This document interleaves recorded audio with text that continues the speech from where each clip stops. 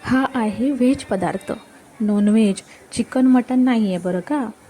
कधी कधी ना काय होतं, काय जेवण बनवायचं खरंच समजत नाही. आज तर घरातील भाजीपालाही कडधान्यही संपलं होतं. मार्केटलाही गेले नव्हते, पण तरीही काहीतरी चमचमीत खावंसं वाटतंय. चला पाहूया आज मी कोणती डिश बनवली ते. सर्वात आधी आपण वाटणाची तयारी करूया. वाटण बनविण्यासाठी इथे मी एक कांदा असा पातळ उभा कापून घेतला. थोडीशी कोथिंबीर घेतली. एक मध्यम आकाराचा टोमॅटो मोठ्या मोठ्या फोडी करून घेतल्यात. 6-7 लसूण पाकळ्या घ्यायच्या. अर्धा इंच आल्याचे तुकडे घेतले. 1 चमचा पांढरे तीळ घेतले आणि अर्धी वाटी सुके खोबरं घेतले. तुम्ही ओले खोबरे घेतले तरीही चालेल, तीळ नाही घेतले तरीही चालतील. आता हे आपल्याला छानपैकी खरपूस भाजून घ्यायचं आहे. एक पातेलं गॅसवर गरम करत ठेवलं. कढई वापरली तरीही चालेल. कढईमध्ये सुके खोबरे घेतले, कांदा घेतला. कांदा खोबरे असं चमच्याने परतून परतून व्यवस्थित भाजून घ्यायचं आहे. कांदा खोबरे थोडं भाजलं की यामध्ये टोमॅटो टाकायचा. टोमॅटो यामध्ये थोडं सॉफ्ट होईपर्यंत भाजून घ्यायचा. कांदा खोबऱ्यासोबतच जर आपण टोमॅटो देखील टाकला असता तर टोमॅटो लवकर भाजला असता आणि कांदा खोबरे कच्चे राहिले असते. म्हणून आधी कांदा खोबरे थोडं असं अर्धवट भाजून घेतलं आणि मग टोमॅटो टाकला. आता यामध्येच लसूण टाकायचा.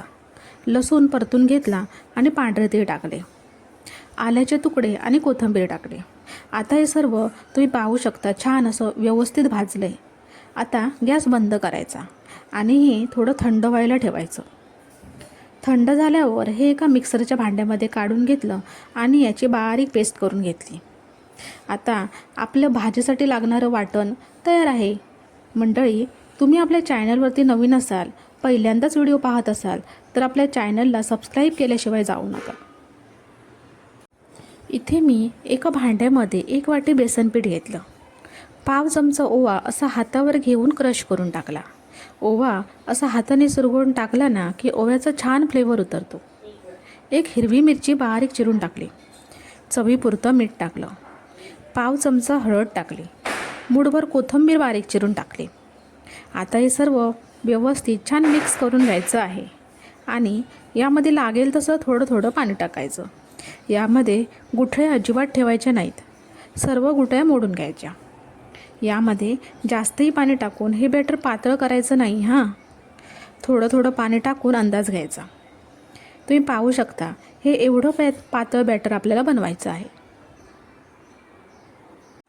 गॅसवर एक पातेलं ठेवलं. पातेल्यामध्ये 1 चमचा तेल घेतलं. 1 कांदा बारीक चिरून टाकला. 4 काळी मिरी आणि 4-5 कढीपत्त्याची पानं टाकली. 2 तेजपत्त्याची पानं तोडून टाकली. कांदा गुलाबी होईपर्यंत तेलात छान परतून घ्यायचा आहे. कांद्याचा हलका असा कलर बदलला की कांद्याचा हलका असा कलर बदलला पाहिजे. कांदा कच्चा राहिला तर कच्च्या कांद्याचा वास येतो. यामध्येच 1 चमचा लाल तिखट टाकलं. पाव चमचा हळद घेतली. अर्धा चमचा धने पावडर टाकली. अर्धा चमचा गरम मसाला टाकला. तुम्ही यामध्ये चिकन मसालाही वापरू शकता. हे मसाले स्लो गॅसवर छान परतून घेतले आणि आता यामध्ये आपण मिक्सरला वाटून घेतलेले वाटण टाकायचं आणि हे वाटण तेलात या मसाल्यांमध्ये छान परतून घ्यायचे. वाटणाला हे असं वरती तेल सुटलं पाहिजे. त्याच मिक्सरच्या भांड्यामध्ये थोडं पाणी घेतलं आणि तेच पाणी यामध्ये ओतलं. म्हणजे मिक्सरच्या भांड्याला लागलेले वाटण वाया जाणार नाही. हे अजून बरंच घट्ट आहे म्हणून यामध्ये अजून थोडं पाणी वाढवलं. चवीपुरतं मीठ टाकलं. मीठ टाकतानाचा व्हिडिओ थोडा स्किप झाला आहे. आता या रश्याला छान खळखळून उकळी येऊ द्यायची आहे. पहा, हळूहळू उकळी यायला लागली आहे.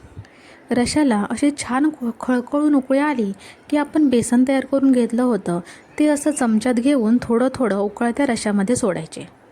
आता गॅस फास्टच ठेवायचा हां. असे हातानेही छोटे छोटे गोळे आमटीत सोडू शकता. एक एक करत सर्व बेसनाचे गोळे असे आमटीत सोडून घेतले. आता 5 मिनिटे आमटी व्यवस्थित शिजवून घ्यायची. वरती झाकण ठेवलं तरीही चालेल.